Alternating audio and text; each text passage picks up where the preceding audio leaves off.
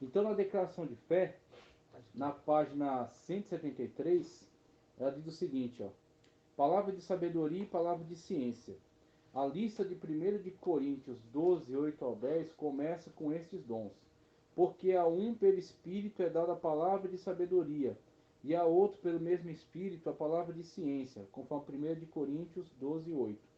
O dom da sabedoria é um discurso extraordinário proveniente do Espírito Santo, cuja finalidade é a solução de problemas igualmente extraordinários. Eis aí a palavra de sabedoria. Como o dom espiritual é uma espécie de sabedoria dada por Deus.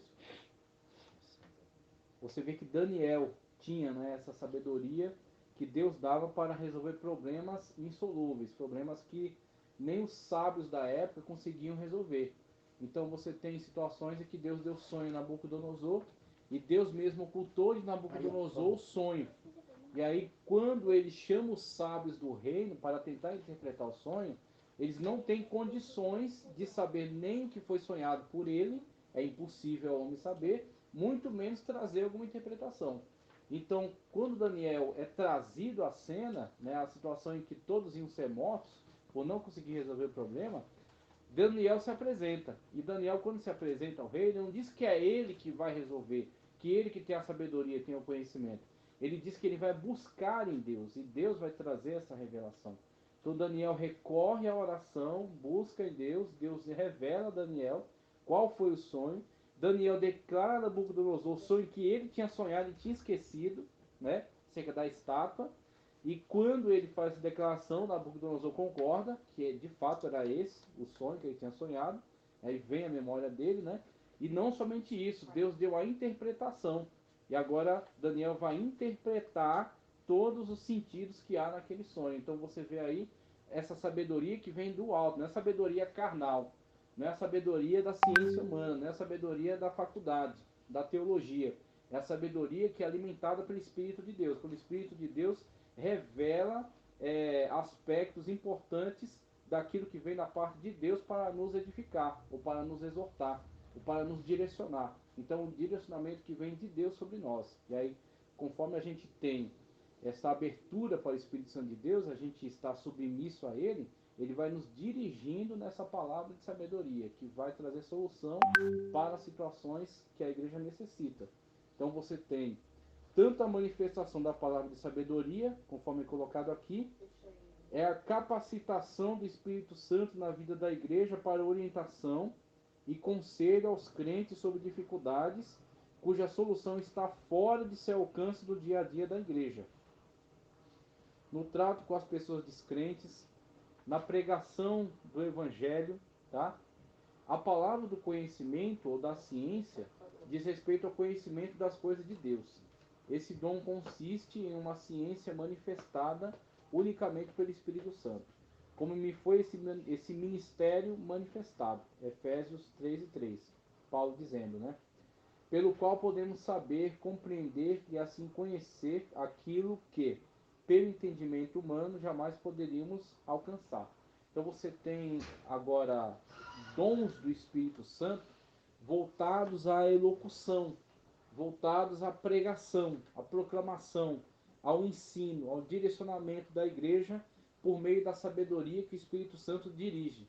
Tanto a sabedoria para trazer uma palavra que venha trazer instrução à igreja sobre temas difíceis, polêmicos, complicados, quanto uma palavra de ciência, que é por meio do qual o Espírito Santo descortina conhecimentos necessários.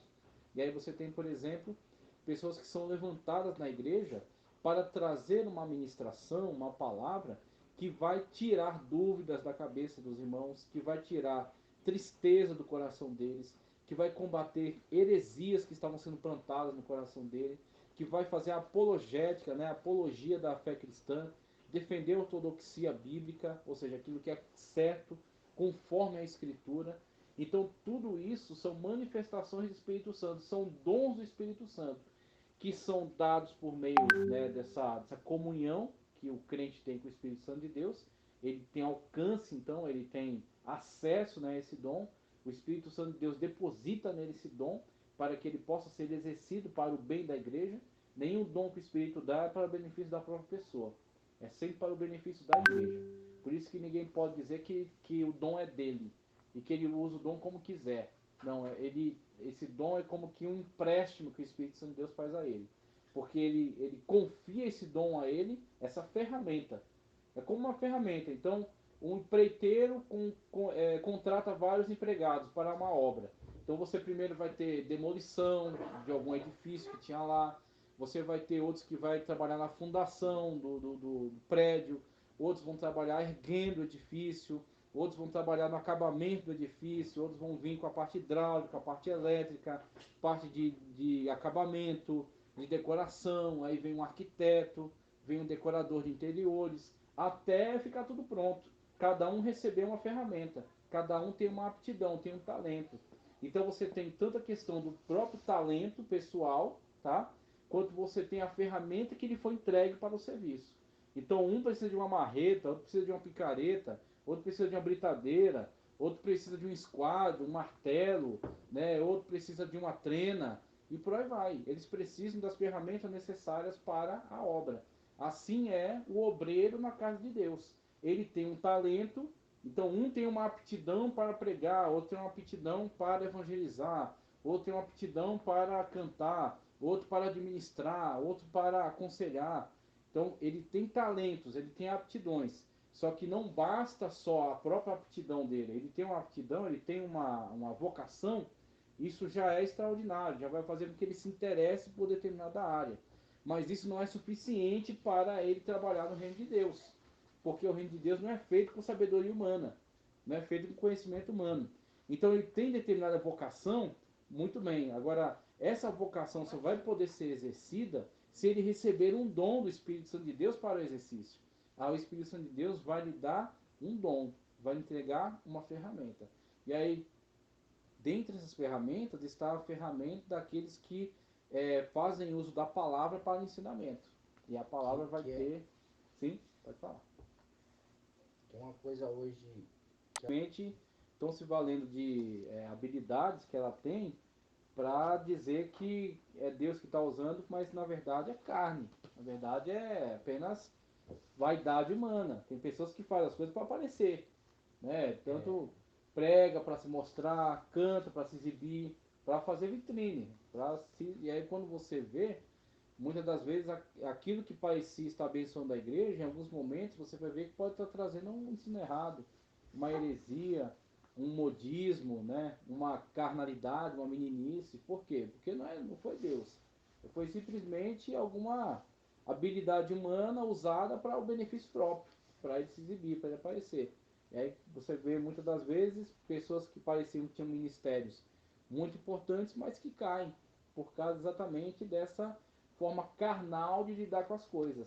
E aí quando você olha Deus operando, muitas das vezes, mesmo sendo uma pessoa simples, mesmo sendo uma pessoa que não tem tanta cultura, tanta erudição, mas aquilo que ela faz edifica vidas.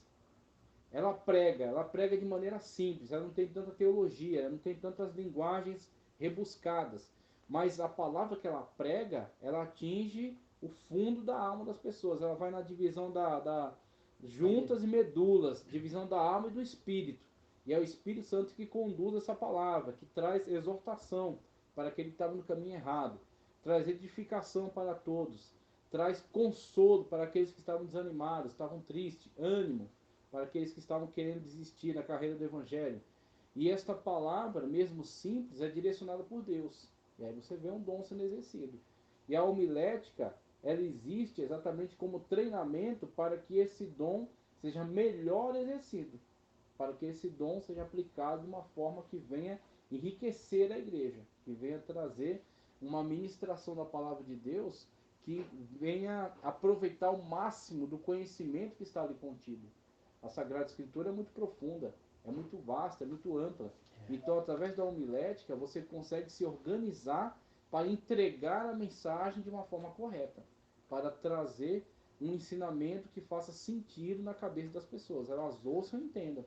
Então, é isso que a homilética proporciona, que esse dom, então você tem uma aptidão para falar, né? Você gosta de explicar, você gosta de ensinar, você gosta de se comunicar, você já tem uma aptidão.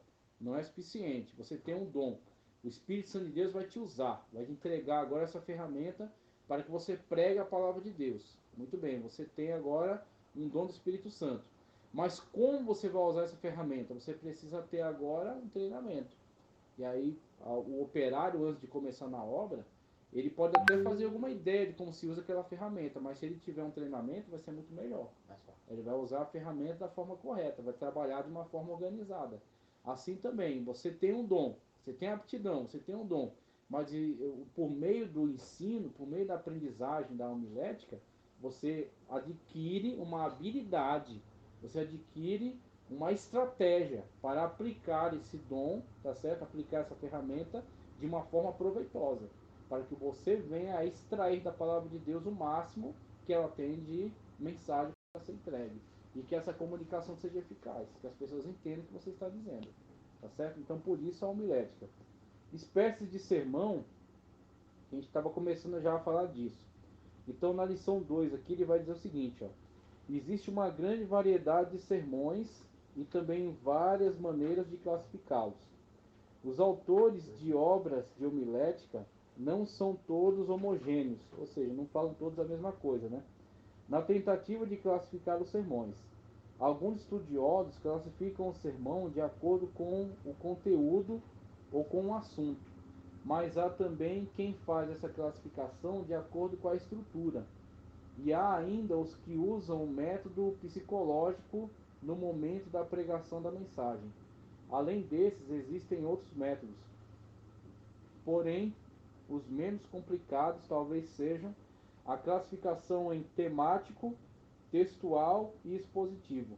A seguir, vamos estudar a preparação da mensagem bíblica, analisando esses três tipos de sermão. Então, independentemente de haverem outras formas de trabalhar o sermão, que alguns estudiosos desenvolvem, para nós é suficiente a gente analisar essas três formas de preparar o sermão. Por quê? Você pode adaptar elas da maneira como você achar melhor, como você entender que vai atender melhor ao tipo de mensagem que você quer entregar. Então, quando a gente olha para essa forma de comunicar o sermão, a gente precisa entender o seguinte: tem muitas pessoas que têm boa vontade, né? Só que de boa vontade o inferno está cheio. Então a gente tem tem que ficar atento a isso. Tem muita gente que tem boa vontade, fala, nossa, tem uma vontade de fazer isso, de ajudar, de criar um projeto, de criar um trabalho, de criar uma estratégia para trabalhar melhor. E aí quando você vai ver, muitas dessas ações que as pessoas fazem, movidas por essa boa vontade, nem todas funcionam. Nem todas dão certo. Nem todas chegam ao resultado pretendido. Por quê? A pessoa tem uma boa vontade, ela fala, eu quero fazer isso aqui. Só que em vez dela estudar, porque sempre tem alguém que sabe mais do que você. Então, eu não sei operar o coração. Chegar na pessoa e falar, vamos trocar o seu coração por outro, que esse está ruim, está tendo problema aí, tendo problema na respiração, palpitação, ou está prestes a ter um ataque cardíaco, né? Então vamos trocar seu coração por outro. Uma pessoa faleceu, o coração está bom, vamos tirar e colocar em você. Eu não sei o que, é que eu tenho que fazer. Não, tem que sedar a pessoa, tem que abrir a caixa torácica, tem que cortar a válvula, cortar isso, cortar aquilo, tirar outro, colocar esse. Eu não sei, só que tem alguém que sabe. Tem alguém que estudou uns 10 anos aí, e fez estágio, fez residência médica e sabe, é um cirurgião. Né? Então ele vai lá, cirurgião cardíaco. Então ele vai lá e fala, não, primeiro você tem que fazer uma dieta, você tem que tomar tais medicamentos, você tem que ficar de repouso, aí você vai ser anestesiado, aí vão fazer isso e tal, e aí vai ser feito o procedimento para ser colocado um outro coração em você, né? Muito bem, alguém sabe fazer isso. E aí tem todo o pós-operatório para ver se não tem rejeição e tudo mais. Então, sempre alguma coisa que você não sabe fazer, alguém sabe fazer. E aí, alguma coisa que você sabe fazer, outra pessoa não sabe fazer. Então a pessoa vai ter que recorrer a você para poder fazer aquilo que você solicitar que seja feito aquilo que você sabe fazer. Né? Ou então perguntar para você como faz para que ela também possa fazer. Então é um conhecimento que você pode compartilhar. E por outro lado, é um conhecimento que você precisa obter que alguém pode te fornecer. Então é nessa situação em que você vê. conhecimento para você criar, você desenvolver um projeto e chegar num resultado que você pretendia. Muitas pessoas que têm boa intenção não têm humildade. Ela quer fazer algo bom, só que ela não consulta ninguém. Ela não pergunta para ninguém, ela mete a cara e vai fazendo. E aí, conforme ela vai tentando fazer, vai dando errado. Por quê? Porque ela não sabia que quando ela começar a fazer isso aqui, vai ter outros problemas que ela não previa. E quando esses problemas começarem a cair nas costas dela, não vai saber resolver. E aí ela desiste, aí ela põe a culpa nesse, põe a culpa naquele, e fala que as pessoas não têm boa vontade e tudo mais. Só que no final das contas a culpa é dela. Porque se propôs a fazer algo que ela não sabe fazer. Então você tem pessoas que começam, por exemplo, casa de recuperação. Já viu o pessoal que tem, que compra uma fazenda, põe lá uma casa e fala, casa de recuperação.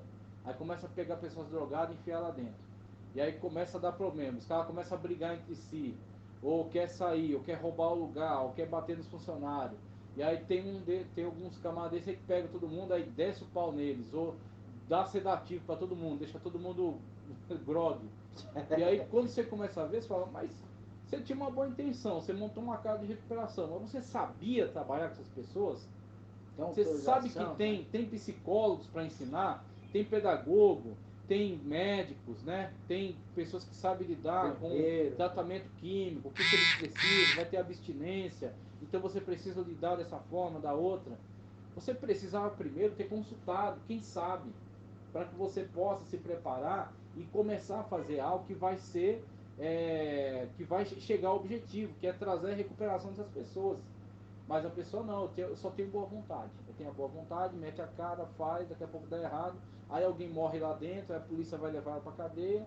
E quando você vê, aquilo que começou com uma boa vontade, deu tudo errado. Então, eu estou falando assim de coisas grandes, mas trazendo para essa realidade que estamos falando, que é pregar uma palavra, tem gente que pensa que também é da mesma forma. Eu tenho boa vontade, eu quero pregar a palavra de Deus. Aí fala, não, tá bom, então eu vou pegar a Bíblia, vou orar, e aí quando tiver uma oportunidade, eu vou abrir a Bíblia e vou falar, vou pregar. E aí ele começa a pregar alguma coisa, só que aquela mensagem que ele começa a pregar, ele não sabe como desenvolver. No que ele começa a pregar aquela mensagem, com 5 minutos ele acaba de falar o que ele achava que tinha que falar. Só que deram uma hora de oportunidade para ele. Ou deram 50 minutos, ou deram 40 minutos, ou deram 30 minutos. E aí o resto do tempo ele não sabe o que fazer com o tempo. E ele começa a enrolar. E começa a tratar de outros assuntos. E aí vai pulando de um assunto para outro assunto. Por quê? Porque ele não sabe o que fazer. Nunca finaliza. Exatamente. Então ele começou a pregar e com 5 minutos ele falou tudo que ele tinha para falar. Então ele, no começo, nos primeiros 5 minutos, ele já entregou o ouro. Já disse, olha, vamos pregar aqui, cego Bartimeu. Jesus está passando, o cego começou a gritar, o povo começou a mandar ele calar a boca, o cego insistiu, Jesus parou e curou. Tá, e daí? Então, Jesus curou o cego. Tá, e daí, meu irmão? Se Jesus curou o cego, Jesus pode te ajudar também, então não sei o quê. Tá, só que chegou nisso aí, ele já não sabe mais o que fazer. Ele não sabe mais o que possa acrescentar aquilo que ele poderia falar. Então, a partir do momento que ele começou essa empreitada, não consegue desenvolver e já não sabe mais o que fazer com ela, ou ele vai entregar a oportunidade de ser envergonhado, que é triste, uma situação difícil, ou ele vai começar, tá, então aqui, então vamos para o outro lado. Aí, sabe, o Noé, Deus disse que ia destruir a humanidade, aí mandou ele construir uma arca. Ele construiu a arca, pôs a família dentro, pôs os animais, daqui a pouco veio a chuva e matou todo mundo. E ele ficou na arca, daqui a pouco saiu da arca. Certo. Deu o quê? 10 minutos. Tem mais 20. Aí ele vai, sabe, aí daqui a pouco começa a passear em um monte de mensagens aleatórias, que não estão ligadas entre si, que não estão conectadas. Então, só a boa vontade não é suficiente. Mesmo que você tenha essa aptidão, você goste de comunicar, mas você precisa saber que existe uma estratégia para te ajudar a comunicar. Existe uma estratégia para que você possa pegar esse sermão e analisar ele, ou de uma maneira demorada, trazendo diversos apontamentos sobre cada um dos pontos específicos, ou até resumir esse sermão para entregar o principal dele numa saudação. Ah, o que foi a oportunidade? Foi uma saudação? 5 minutos. Pastor, vem, irmão Charles, fazer uma saudação aqui, antes da mensagem, né, do pregador. Então eles chamam para trazer uma saudação. Depois da saudação, geralmente tem um louvor, vai recolher as ofertas. Depois de recolher a oferta, a igreja fica em pé, faz oração para receber a mensagem da palavra de Deus. Aí vem o pregador, 30 minutos, 40 minutos, 50 minutos. Mas antes disso, teve uma saudação. E na saudação, muitas das vezes,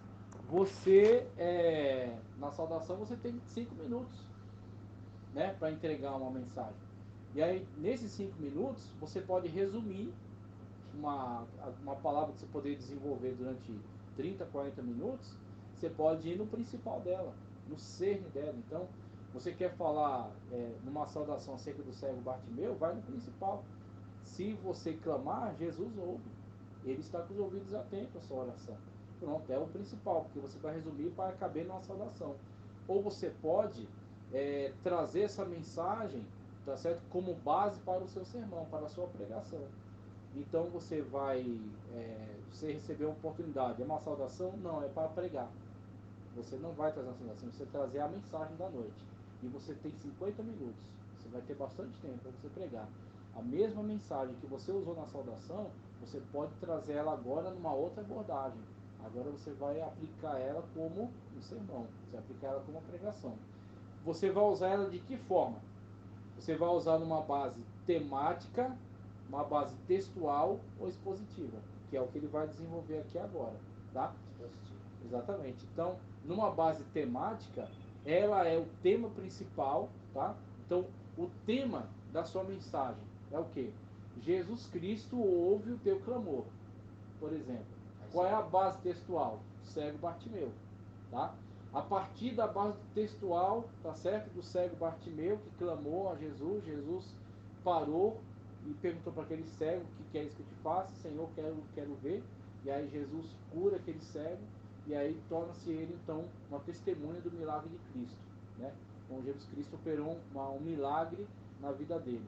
Então, meu tema: Jesus Cristo ouve a oração. Pronto, a partir desse tema, você pode, vinculado a esse tema, buscar outros textos bíblicos que também falem sobre Deus ouvir a oração. Pronto. Jesus não ouviu o clamor do cego? Jesus também ouviu o clamor, vamos colocar alguns clamores. Jesus ouviu, por exemplo, o clamor de Raquel, que não tinha filhos, que era estéril. Sua irmã teve vários filhos. As concubinas de Jacó, uma que era ligada a Léa, outra ligada a Raquel, também tiveram filhos. E ela não tinha, ela era estéril. Deus ouviu o clamor de Raquel, ele concedeu filhos, concedeu José, depois Benjamim. Então, o Deus que ouve o clamor, ele ouviu o clamor, por exemplo, de Raquel, que era mulher estéril. Ouviu o clamor, vamos colocar outras pessoas, de Ana, que também era estéril. Ouviu o clamor, por exemplo, vamos colocar outras pessoas quem Deus ouviu o clamor no Antigo Testamento. Ouviu o clamor de Jacó, né? Quando Jacó, por exemplo, estava indo para Padã Arã, e ele dobrou os joelhos e disse que se Deus o abençoasse, fizesse voltar com prosperidade, ele iria adorar novamente naquele lugar. E aí consagrou aquela pedra, chamou de Betel, né? Ungiu. Então você tem diversos trechos bíblicos, tanto no Antigo Testamento quanto no Novo. Se você for para o Novo, então, você vai ter diversos outros lugares onde clamaram e Deus ouviu e atendeu a oração. Né? Exatamente. Então eu estou passeando pela Bíblia Sagrada vinculada ao tema. E qual é o tema? Deus ouve o clamor.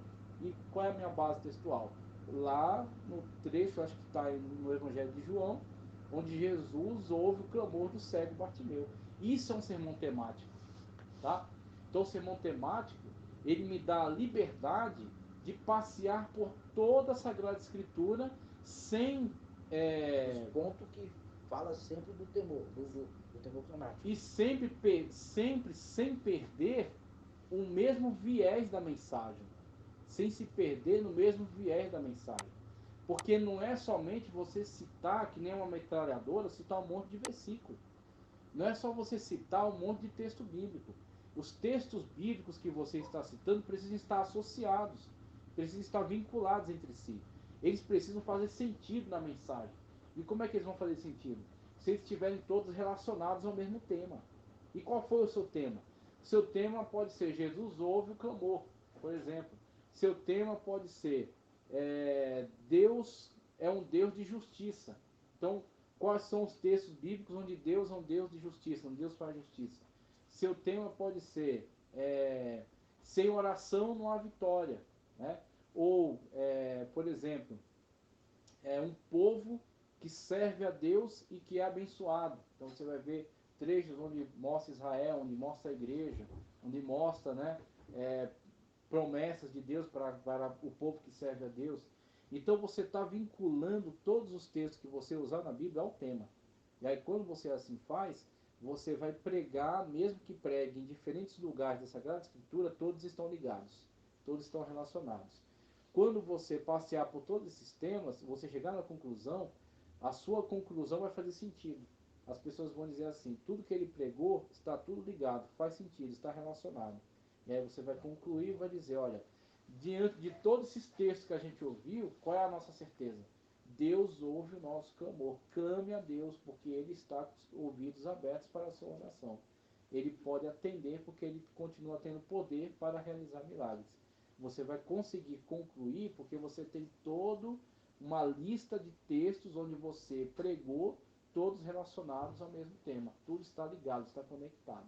Esse é o sermão temático. O sermão temático, o importante dele isso. Pode falar. Ele ensina aí pelo caminho. De até ter muito boa vontade no começo. Ele queria pregar o evangelho, ele queria fazer algo para Deus. Mas ele não se organizou. Ele não se dedicou, ele não se preparou. E por não ter se preparado, ele vai passar vergonha. Então é a situação em que, mesmo ele querendo fazer algo para Deus, querendo fazer algo bom, não é suficiente você querer fazer algo bom. Você tem que se preparar para isso.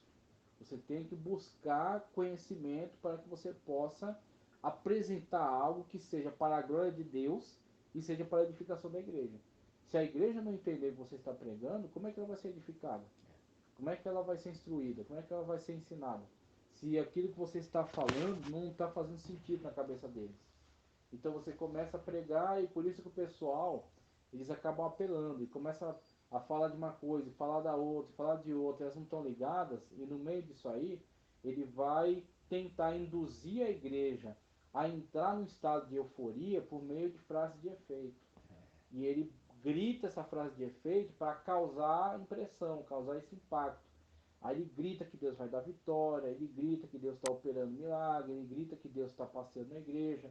Ele começa esses jargões, começa a, com isso, instigar a igreja a se emocionar, e aí fica uma igreja ligada a mensagens emotivas, ao emocionalismo.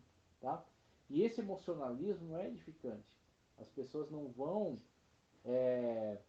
conseguir ter uma caminhada cristã autêntica só motivado por mensagem emocionalista. Mensagem emocionalista não sustenta ninguém. A pessoa sente uma emoção no culto, ela se alegra, ela se empolga, mas empolgação não resolve o problema. Então a pessoa, ao longo da caminhada cristã, ela vai passar por problemas reais. Quando ela for envergonhada em algum lugar, quando ela for confrontada, quando ela for desafiada, quando a vida dela passar por situações de tribulação.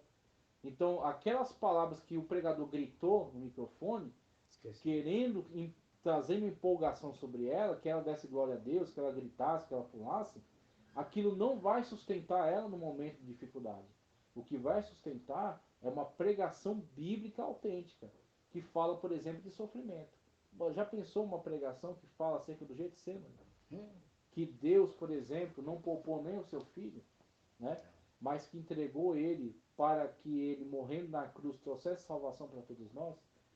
Se Jesus Cristo não foi poupado, ele passou por um momento de sofrimento, nós também, como seus servos, seus filhos, também passamos por cruz, também passamos por Getsemane, também passamos por sofrimento. Mas o sofrimento de Cristo conduziu ele à glória. Ele foi ressurreto e foi assunto aos céus e está glorificado à destra de Deus. Por quê? Porque ele obedeceu a Deus até o fim. tá certo? Então, somente alguém que é fiel e que obedece até o fim pode posteriormente ser ressurreto e ser glorificado. Assim o crente aprende: se eu for fiel até o fim, eu também vou ter coroa de glória, eu também vou ser ressuscitado, eu também vou estar nas mansões celestiais. E aí, essa realidade sustenta a pessoa num período de tribulação, num período de dificuldade. Porque ela tem essa doce esperança de ressuscitar e estar na glória juntamente com Cristo, né? Agora, mensagem só para instigar emocionalismo, isso aí na hora rende glória a Deus, aleluia e barulho. Mas depois não rende mais nada. Então, quando você olha para a estrutura do sermão temático, você tem uma estratégia para você aplicar um sermão utilizando diversos versículos bíblicos, todos ligados entre si. E aí você consegue, com isso, instigar. Ó, meu tema é o quê? Meu tema é amor. Você tem quantos versículos na Bíblia falando de amor? E aí você tem, por exemplo, ferramentas necessárias para você construir um bom sermão. Você tem uma concordância bíblica. Obrigado, viu? Obrigado. Só tem água de torneira, viu? Não perdoe. Eu não peguei da Tá geladeira ótimo. porque já tá gelada, né? Isso, obrigado. Hein? Então você tem, por exemplo, tema, amor, perdão. A pessoa que está à frente do ministério, ela tem que ter estratégia para trazer o que a igreja precisa. Então o que acontece? A pessoa está à frente do ministério, ela está ouvindo as pessoas vêm pedir conselho para ela, as pessoas vêm pedir um direcionamento bíblico, ele está vendo as pessoas tendo problemas, ele está vendo as pessoas tendo dificuldades, então ele está analisando diversas situações pelas quais a igreja vai passando e aquilo que a igreja precisa ouvir. Então, um ministro, né, que está à frente da igreja, que tem essa habilidade para conduzir um sermão temático, ele consegue entregar aquilo que a igreja precisa. A igreja precisa ouvir sobre perdão. Estou vendo muitas pessoas aqui com desentendimento, se separando, não se perdoando e muitas das vezes não conseguindo mais conviver. Então eles têm que ouvir sobre perdão. E aí você vai fazer uma pesquisa bíblica e ver todos os textos que te falam sobre perdão, vai montar o seu sermão e vai entregar um sermão falando só sobre perdão. Pronto, o sermão temático vai te ajudar para trazer essa estrutura. Aí você escolhe qual é o versículo chave, tá certo? Por exemplo, Jesus ensinando sobre a oração, né? A oração modelo do Pai Nosso. Perdoa, né? Assim como nós perdoamos. Perdoa-nos assim como nós perdoamos, a base, né? Então você, pegando essa base textual, você coloca ela como você coloca ela como a base do seu tema, tá? Então ela vai ser a estrutura do seu sermão. Você vai trazer, vamos fazer a leitura inicial. A leitura inicial está lá, no Evangelho de Mateus, tal. Você pega lá a oração de Cristo, a oração do Pai Nosso. E você faz a oração e traz uma ênfase. Enfatiza esse versículo aqui, guarda esse versículo. Perdoa-nos assim como nós temos perdoado. Muito bem.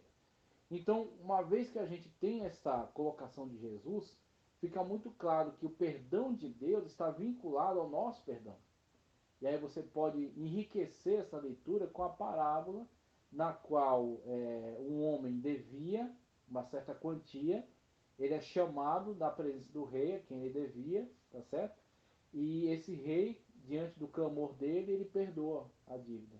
Quando ele chega lá fora, ele encontra uma pessoa que devia a ele muito menos do que ele devia ao rei, que o perdoou. Então ele devia uma quantidade imensa, o rei lhe perdoou. Ele chega lá fora, depois de haver sido perdoado, encontra uma pessoa que devia a ele muito menos do que ele devia. E aí o que ele faz com a pessoa? Ele não perdoa ela, ele vai e lança ela na cadeia. Tenta matá-la, depois lança ela na cadeia. As pessoas indignadas com o que ele fez, vai lá e denuncia ele novamente ao rei. Aí o rei fala, olha, uma vez que você não perdoou ao seu devedor, eu também não te perdoo. E aí você tem a dinâmica do perdão de Deus, por exemplo. Deus nos perdoa à medida que nós perdoamos. Então isso é importante para você despertar as pessoas quanto à necessidade de liberar perdão, a necessidade de se reconciliar com o irmão. Uma vez que Deus nos perdoou liberalmente. Deus trouxe sobre nós um perdão total, mesmo tendo o pecado que for, apresentando a situação, o problema que for, na dimensão que for. Deus entregou seu Filho para morrer numa cruz, derramar o seu sangue que nos purifica de todo pecado. Deus nos perdoou totalmente, nos recebeu diante dele como se não houvéssemos pecado.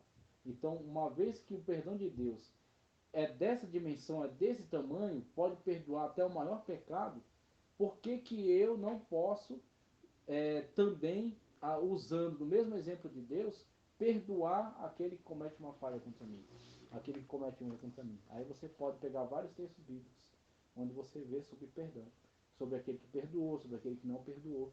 Você pode trazer uma ilustração que vai abordar diversos referenciais bíblicos, mas todos vinculados ao tema. E o tema é perdão. Então a pessoa precisa pregar sobre perdão, precisa pregar sobre amor, precisa pregar sobre fidelidade, né? Sobre compromisso para com Deus, sobre fé em Deus. Ela consegue desenvolver qualquer mensagem em cima desse tema, vinculando vários versículos, e eles estão todos relacionados ao tema. E assim todos eles fazem sentido, e no final ela traz uma conclusão que vai abranger todos esses textos que ela citou, que ela mencionou. Então você tem aí a importância, né, do sermão temático. O sermão temático é muito importante para você trazer esse tipo de instrução na igreja direcionada por o tema que ela precisa ouvir. Essa, na verdade, sermão temático é mais do que uma aula de ensino para a igreja, ou é uma aula... Pode ser também muito utilizado na área do ensino, porque com o sermão temático você consegue direcionar para o tema pretendido e você consegue trazer um ensino sobre ele. Eu estou vendo você ensinando assim, puxando pelo ensinamento. É perfeitíssimo, perfeito. E aí, o outro sermão, eu vou fazer uma leitura aqui, passar pelo sermão textual, é o sermão que geralmente é mais usado em pregações de modo geral, por exemplo, em culto de avivamento, em culto de congressos. Então você tem tanto o uso do sermão temático nessas ocasiões, tenho visto bastante, como também o sermão textual. O temático e o textual, os dois são modelos muito bons para ser usado em diferentes tipos de culto. Já o sermão expositivo ele é um pouco mais complicado, porque geralmente ele é mais extenso. Então, por ser mais extenso e por ser mais exegético, ele geralmente fica mais restrito aos cultos de ensino. Então, o culto de ensino geralmente tem uma outra pegada, é uma pregação maior, ela não visa trazer um impacto sobre a igreja de avivamento, mas sim de conscientização. Então, o culto de ensino é quando o crente vai ser doutrinado. Então, a pregação expositiva, geralmente, ela visa essa doutrinação, porque ela vai pegar o texto e vai esmiuçar, ponto a ponto. Então, essa que é mais a pegada do sermão expositivo. Tá? Ó, sobre o temático, a definição. Sermão temático é o tipo do sermão que suas divisões são derivadas do tema, como eu falei, e não do texto. Em outras palavras, divide-se o tema, e não o texto de onde o tema é tirado. O sermão temático é extraído do assunto de um texto. Como eu falei, você tem um texto base que você vai fazer a primeira leitura. Então é a oração do Pai Nosso, dando ênfase na questão do perdoar. É o milagre, né, da cura do cego Bartimeu, ou da cura da ressurreição da filha de Lázaro. Por aí vai. Você vai escolher um texto. Dentro desse texto está o seu tema. E a partir desse tema você vai dar uma ênfase sobre ele. Na introdução, você vai puxar para a ênfase. Olha, faça a leitura do texto. Mas no desenvolvimento da introdução, você vai falar, olha, o principal aspecto que eu quero abordar é esse aqui. Aí você vai construir em cima dele. Você percebeu que Lázaro chamou Jesus para vir até a sua casa, sua filha estava viva ainda, estava moribunda. Quando Jesus está se encaminhando, os fariseus vêm até o encontro dele e falam, não incomode mais o mestre, porque tua filha não dorme, mas já morreu. E aí Jesus olha para Lázaro e diz, não temas, crê somente. Olha o tema aí. Não temas, crê somente. Pronto. Então, Jesus é aquele que diz para você, não temas, crê somente. Como Deus falou também para Israel, quando Senaqueribe estava cercando as muralhas. E o rei Ezequias colocou diante de Deus as cartas que foram enviadas. Deus mandou uma mensagem por meio do profeta Isaías para que eles não temessem, porque ele colocaria um anzol na rede de Senaqueribe e traria ele, arrastaria ele para fora daquela, para longe das muralhas. Por um caminho ele vem, mas por 7 ele voltará. E com isso Deus estava dizendo para o povo naquela época: não tema, mas somente crê. Se você crê, Deus vai operar um milagre, Deus vai te livrar do inimigo, Deus vai livrar você da doença. E aí você vai desenvolver tudo em cima daquele tema. E o tema você extraiu daquele texto. O texto, você fez a leitura dele para as pessoas entenderem. O contexto dele tem que ter começo, meio e fim. Então você faz a leitura dele inteiro.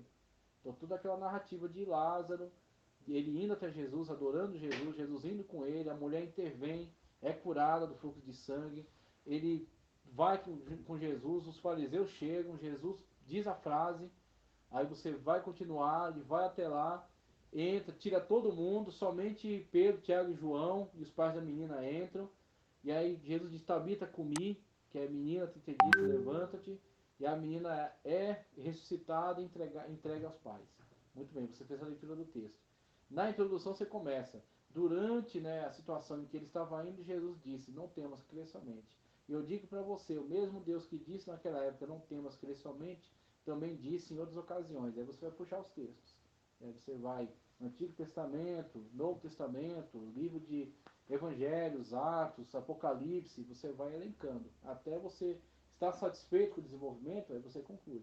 Na conclusão, você vai arrematar tudo isso aplicando para a igreja. Qual deve ser a posição da igreja?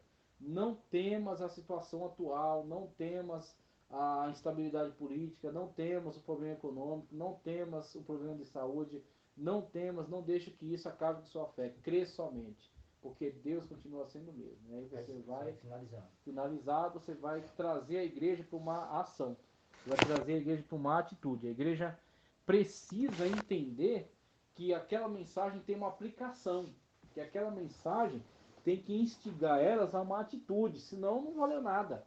Você não pode pregar por entretenimento. Você não pode pregar só para gastar tempo. Você tem que pregar para motivar as pessoas para uma ação. E qual é essa ação? Não temas, crê somente. Então você tem aí o seu tema e em volta dele você vincula vários textos. O sermão temático inicia-se com um assunto lido no texto bíblico e suas partes principais compõem-se de ideias derivadas desse assunto.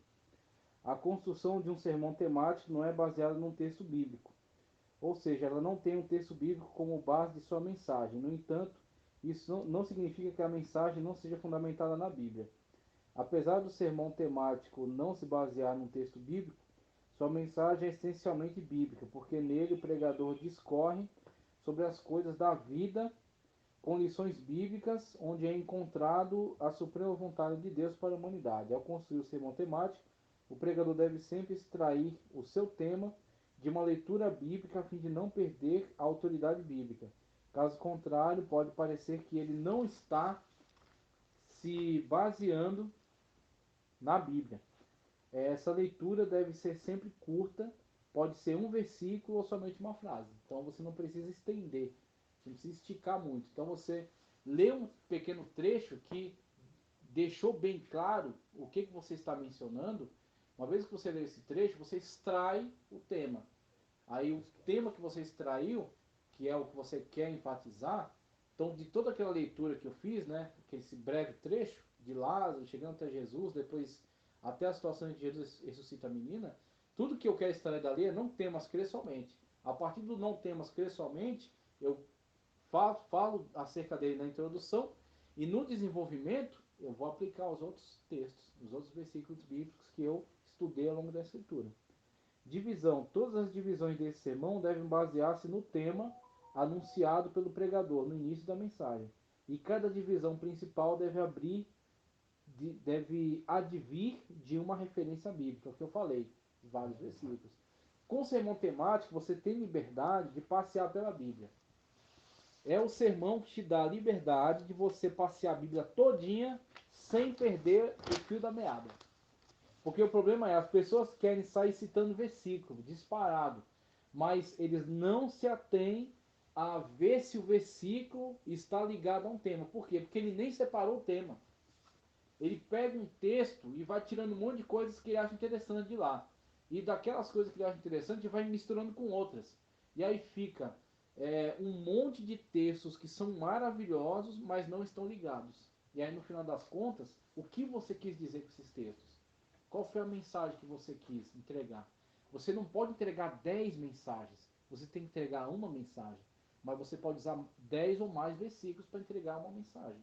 Só que a mensagem é uma. Que seja um conectivo de cada texto. De cada Exatamente. Você precisa definir do que eu estou falando. Eu estou falando, você tem que perdoar o seu irmão.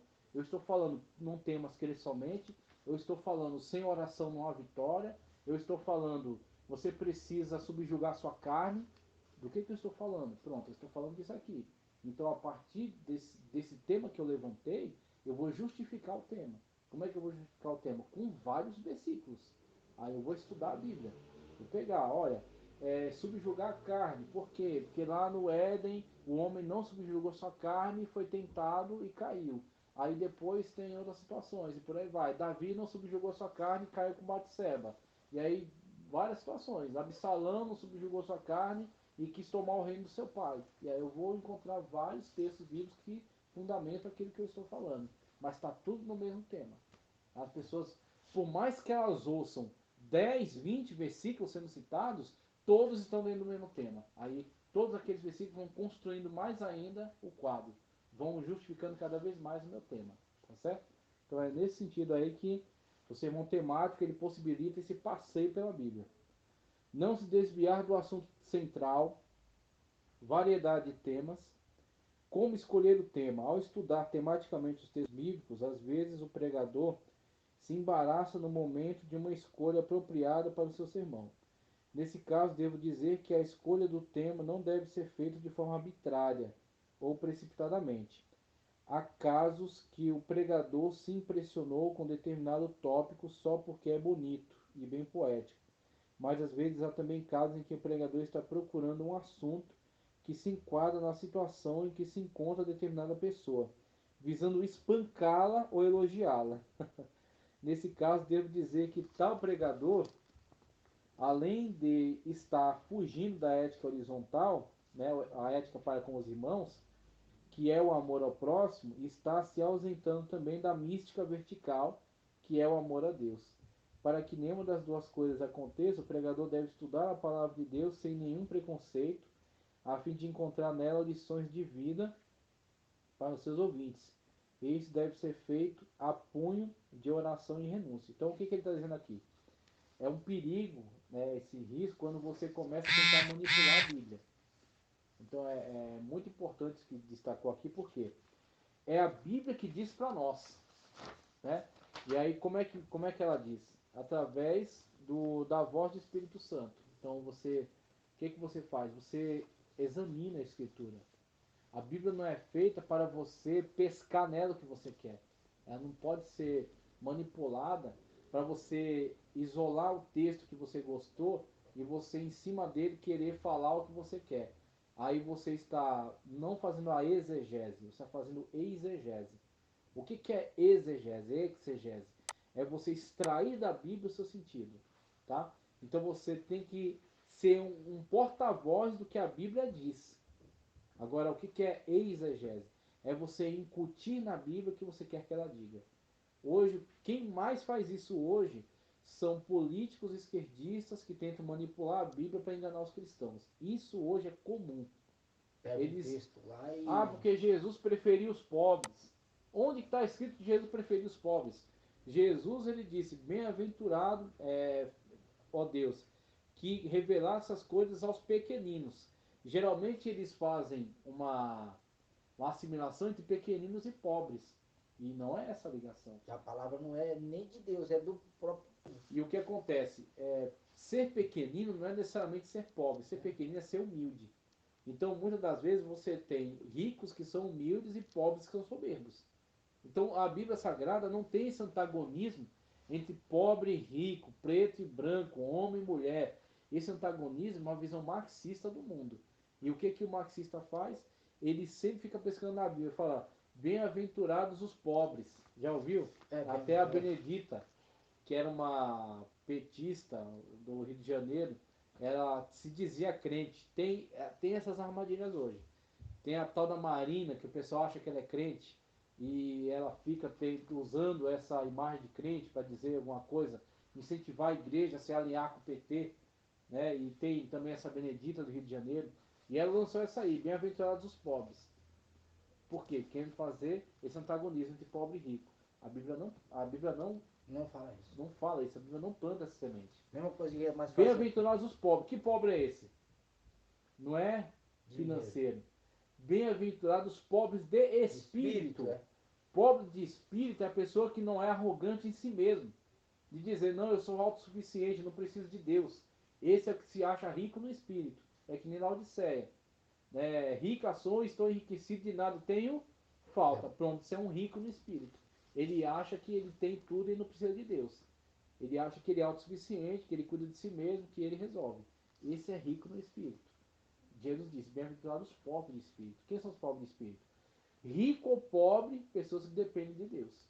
Pessoas que colocam a vida deles nas mãos de Deus. Tá certo? Que para tudo que vai fazer, ora, pede a direção de Deus, entrega a Deus, quer saber se Deus vai ser glorificado no que ele faz, sendo rico ou sendo pobre, não interessa.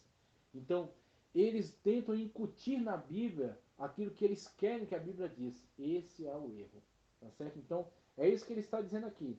Cuidado para tentar não manipular a Bíblia. Então, a pessoa vê alguém com problema na igreja, quer manipular a Bíblia para atingir aquela pessoa. Aí está o erro. Você vai construir uma heresia. Você vai pregar de uma forma distorcida. Você vai tentar manipular a Bíblia e com isso você vai distorcê-la. Esse é o erro. O que é o correto, conforme ele coloca aqui? A Bíblia não é para ser fragmentada para você puxar só aquilo que você quer. Ela é para ser examinada. Você tem que ir examinando a Escritura no todo, completa. E é o Espírito de Deus é que vai falar com você. O Espírito de Deus vai chamar a atenção de você para um determinado texto. Ó, esse texto aqui, ó. Você está lendo, daqui a pouco Paulo fala assim: porque bem sabemos que nada trouxemos a este mundo, e também dele nada levaremos. Então cada um esteja feliz com o que tem, se tem onde comer, se tem onde vestir. Então Paulo falando isso aí, o Espírito Santo de Deus pode dizer, ó, guarda essa mensagem. Aí você anota no papel e você começa a desenvolver. Daqui a pouco você vai construir uma mensagem. Qual é o meu tema? Estar satisfeito com aquilo que Deus nos deu. Pronto, aí você vai construir todo um sermão, aproveitando vários textos, mostrando que é necessário darmos glória a Deus por aquilo que Ele nos deu, estar satisfeito com a sua bênção. Então com isso a gente vai ver Isaac, tá certo que Deus mandou não descer para o Egito, ficar em Gerar, cavou um poço, Abimeleque roubou, cavou outro poço, Abimeleque roubou de novo, Deus deu outro poço para ele, Abimeleque viu que Deus estava na vida dele, foi lá e fez uma aliança com ele. Isaac estava satisfeito com aquilo que Deus lhe deu. Em vez de querer brigar com Abimeleque, não, ele confiava que Deus ia lhe dar outro, melhor, do que aquele que perdeu, exatamente. Então, por isso você fez o quê? Você está estudando a Bíblia. E no que você estuda a Bíblia, o Espírito de Deus é que te fala. E quando o Espírito de Deus te fala, o Espírito de Deus sabe o que a igreja precisa. Aí, quando o Espírito de Deus te dá a mensagem, você entrega para a igreja aquilo que o Espírito Santo de Deus quer que seja entregue. Pronto, está na direção do Espírito Santo de Deus. Quando a pessoa caminha na direção do Espírito Santo de Deus, ninguém sai ferido. Mesmo que a pessoa seja exortada com uma palavra dura, uma palavra pesada, uma palavra de exortação, que repreende ela, que ela chora, se derrama, se derrete diante de Deus. Mas não é ofensivo. Por quê? Porque é o Espírito de Deus que está tratando. Agora, quando a pessoa vê que alguém está tentando atingi-la por meio de uma insinuação, e essa insinuação por meio de uma manipulação de um texto bíblico, aí isso se torna agressivo, a pessoa se sente ofendida. Ela falou, opa, ele está falando isso aí porque fora do ele... espírito. Exatamente. Porque ele está falando isso aí porque eu conversei com ele antes de ontem, eu falei do meu caso. Aí ele está querendo me atingir agora. Mesmo que você não fale o nome dela, mas por você descrever a situação, as pessoas que conhecem sabem. Falar, olha, está falando com fulano. Então isso aí se torna uma manipulação da Bíblia para atender aos seus caprichos. E isso a Bíblia Sagrada ela não serve para isso. Né? Então você tem que tomar cuidado com esse tipo de direção que dá sobre o texto bíblico. Sermão textual, o que ele diz aqui? Ó? O sermão textual é aquele em que o pregador apresenta um discurso um tanto diferente do sermão temático. No sermão textual, o pregador inicia-o com um texto e não com um tema, como é o caso do sermão temático. Sendo assim, o aluno deve observar com muito cuidado as características do sermão textual. O aluno não pode esquecer que no sermão textual, as principais linhas de argumentos a serem desenvolvidos são extraídos do próprio texto bíblico, o qual deve ser sempre lido no ato da pregação. Sendo assim, o esboço em que o sermão estará subordinado deve ser sempre mantido estritamente dentro do assunto nos limites do sermão. Aí, regras. As regras básicas são os mesmos princípios válidos para o temático ou tópicos. A divisão é a mesma. Há duas categorias: os que apresentam um só assunto ou os que discutem diversos. Tipo de tamanho do sermão, tipo de tamanho do texto, ele vai desenvolver aqui. Divisão do texto, só para a gente ter uma noção aqui, ó. É bom o aluno não se esquecer de que cada divisão principal do sermão deve ser derivada do texto básico. Isso quer dizer que as divisões devem ser feitas de assuntos contidos no texto. Essas divisões devem ser usadas como uma linha de ideia a serem desenvolvidas durante a pregação. Desenvolvimento ou lição das divisões, divisão, lição ou desenvolvimento, texto, tema, tá? E esboço. Por exemplo, um esboço. Deixa eu pegar aqui um esboço bem interessante para a gente entender aqui sermão temático.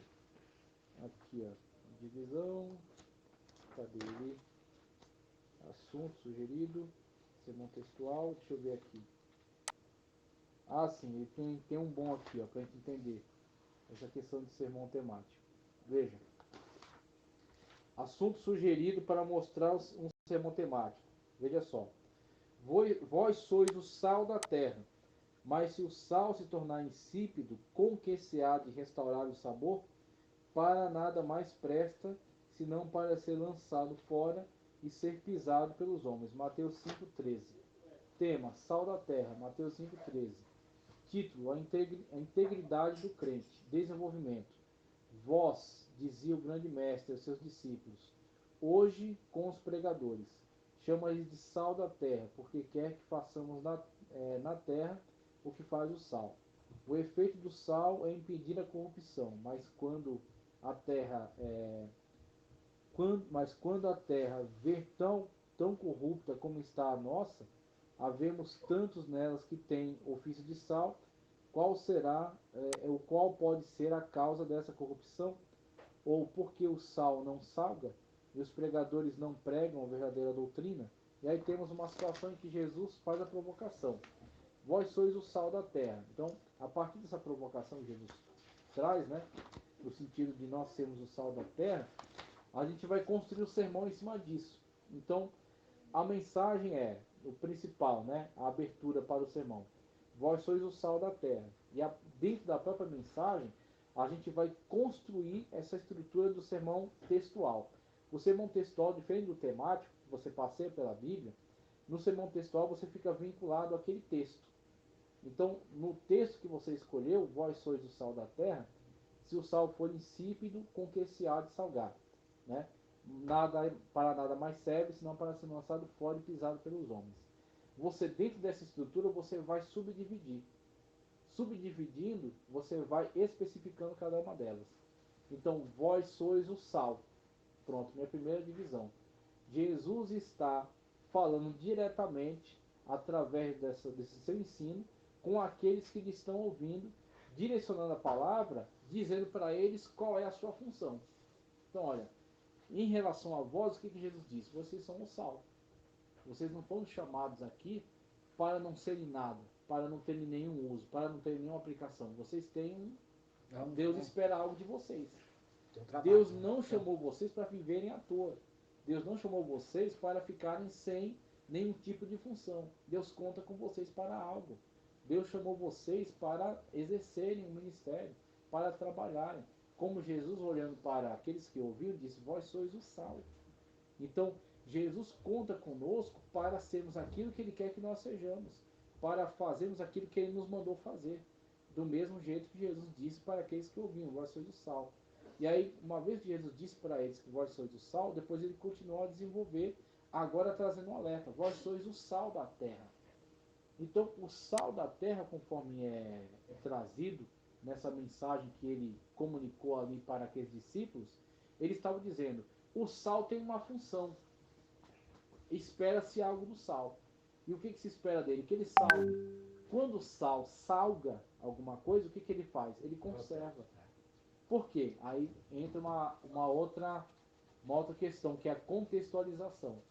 Então, muitas das vezes, você precisa fazer algumas leituras paralelas para você entender por que Jesus está usando aqueles exemplos. Por que isso é importante? Dizer que é o sal da terra. E o sal, a função que ele cumpria na antiguidade, diferente de hoje. Por exemplo, hoje o sal não vale nada.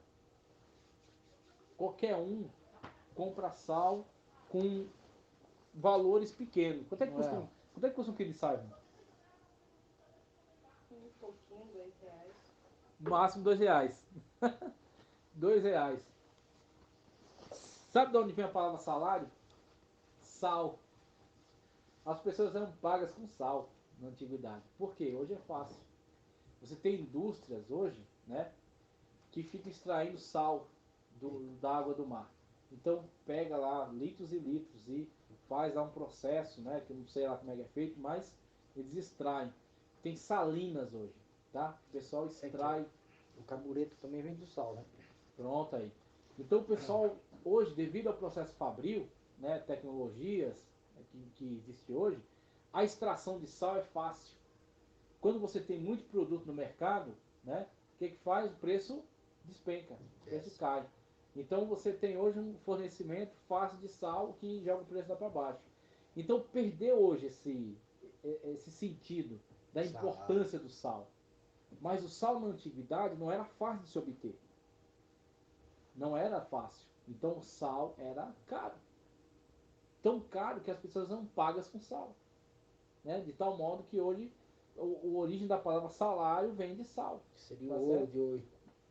Exatamente. Então alguém recebia lá um saco de sal e ela podia ir na feira e trocar pelo que ela quisesse, porque todo mundo queria o sal. Aí outra questão. A gente hoje compra um quilo de carne, um quilo de frango, um peixe, uma coisa assim. O que a gente faz quando chega? Geladeira. Né?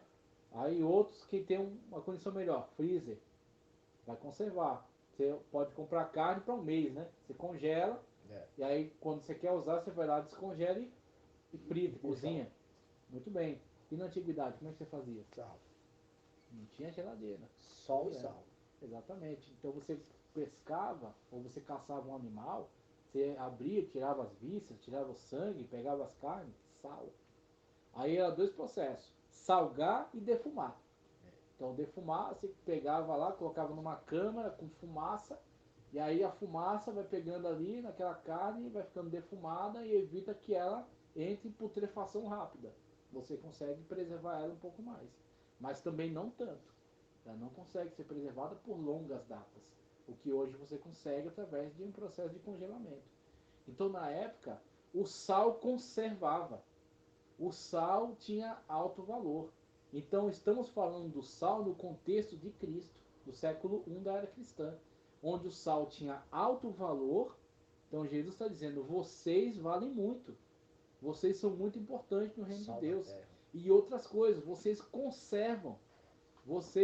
A presença de vocês no ambiente tem que fazer a diferença. Tem que conservar o ambiente. Enquanto todo mundo quer apodrecer o ambiente com seus pecados, apodrecer o ambiente por meio de comentários indevidos, piadas sujas, comportamento inadequado, mentiras, tá certo? Adultérios, enganos, roubos. As pessoas vão apodrecer no ambiente com seus pecados. Mas vocês não são como eles. Vocês são o sal da terra. É uma mensagem muito boa. Exatamente. Aonde vocês estão, vocês têm que conservar o ambiente, vocês têm que eliminar, vocês têm que evitar que o ambiente apodreça, por causa da presença de vocês. Vocês são o sal da terra. Jesus conta com você. E aí, mas se o sal não salgar? se for insípido, perdeu a eficácia dele. Não vai servir mais para conservar. Não vai servir mais para temperar. O que é feito dele? Lançado fora. Muito bem. Inclusive, uma vez eu ouvi um comentarista que disse que esse pisado pelos homens é porque quando o sal perdia a eficácia dele de salgar e de conservar os alimentos, ele servia como antiaderente em certos pisos. Então, em alguns lugares, ele era jogado no piso para evitar que as pessoas escorregassem. Então, ele perdia a função nobre dele de ser conservador, de ser tempero, para ser apenas algo jogado no chão. Algo.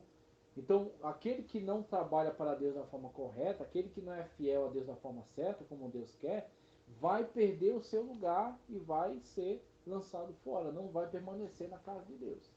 Não vai ficar enganando para sempre. Mesmo que engane o tempo, não vai enganar para sempre. Deus não se deixa enganar, Deus não se deixa escarnecer. Então você tem diversas situações dentro do que? Do mesmo texto. Vê que eu não caminhei pela Bíblia com vários textos, eu fiquei dentro de um texto só. E aí, para cada ponto desse que eu subdividi, eu posso associar com outro texto bíblico para ilustrar o que eu estou falando. Por exemplo, o sal tem que conservar, tá certo? Foi a primeira colocação que eu trouxe. Então, eu posso utilizar com isso um outro versículo, onde eu falo, por exemplo, acerca de Paulo. Posso citar, né? Quando Paulo diz: tudo que é bom, tudo que é honesto, tudo que é, e nisto pensai.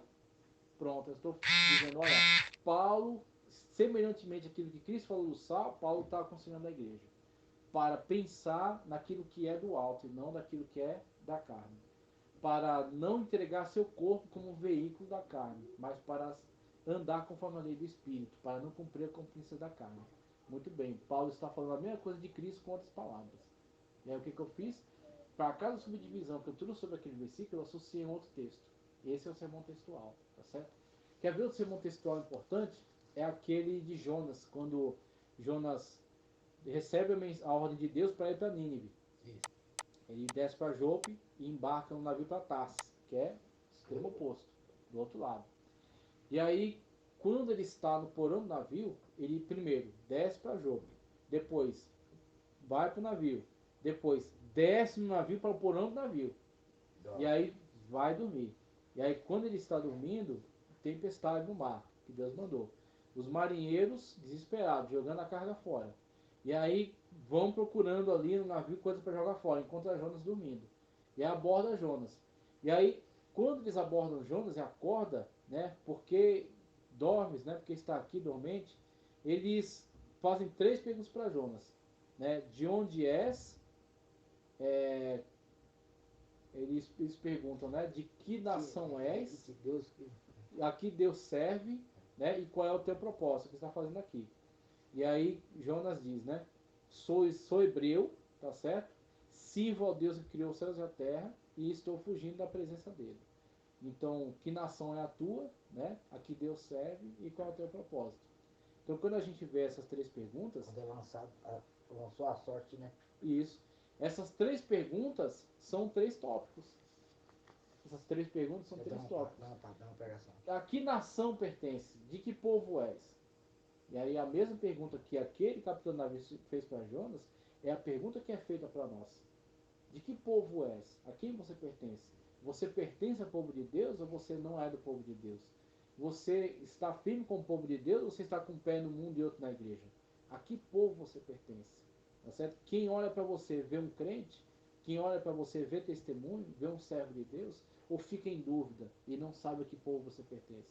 Hoje Deus te pergunta: que povo és? A que povo você pertence? Né? Onde você está, a quem você está sendo fiel? Aonde você está se colocando? A que Deus serve? É a segunda pergunta. Tá certo? Então, com isso, você tem as subdivisões. Você fica no mesmo texto, e aí, dentro de cada subdivisão dessa, você pode associar um versículo para facilitar o seu esclarecimento. De que povo és? Você pode, por exemplo, trazer até um versículo do Novo Testamento sobre a igreja. Nós somos do corpo de Cristo, como Paulo colocou. Nós somos edifício, como Pedro colocou. Nós somos casa para o Espírito Santo. Nós somos uma pedra no edifício de Deus. Nós somos templo e morada do Espírito Santo. Então você pode associar com esses versículos, que vão ajudar no desenvolvimento daquele tópico. Primeiro tópico, nós somos do povo de Deus. Segundo tópico, nós servimos ao Deus que criou os céus e a terra. E aí você pode desenvolver dessa maneira, tá certo? Cada uma dessas perguntas é um tópico. Pronto, você tem 3 tópicos para desenvolver. Na conclusão, você pode trazer um esclarecimento de que Jonas estava tentando fugir da vontade de Deus, mas que ninguém pode fugir da presença de Deus. Então, hoje à noite, não fuja da presença de Deus. Assuma o seu chamado. Faça a vontade de Deus. Não vai ser fácil, mas o Senhor está contigo. E Ele vai glorificar o nome dEle através de você. Pronto, você concluiu a mensagem. Tá certo? Você trouxe a estrutura, né, textual. Você leu o texto. Você selecionou do texto a passagem principal. Você pegou cada uma daquelas perguntas, fez dela um tópico. Para cada tópico você associa um outro versículo, faz o desenvolvimento e na conclusão você arremata, explicando a situação de Jonas e contrastando com a igreja, aplicando para a igreja uma mensagem de exortação. Tá, ok? Vou encerrar por aqui, no temático, no textual. Na próxima aula a gente desenvolve sermão expositivo e a gente passa aí para outros esclarecimentos sobre a estrutura do sermão. Tá, ok? Amém. Graças a Deus. Muito obrigado, viu? Muito bom. Aí pelo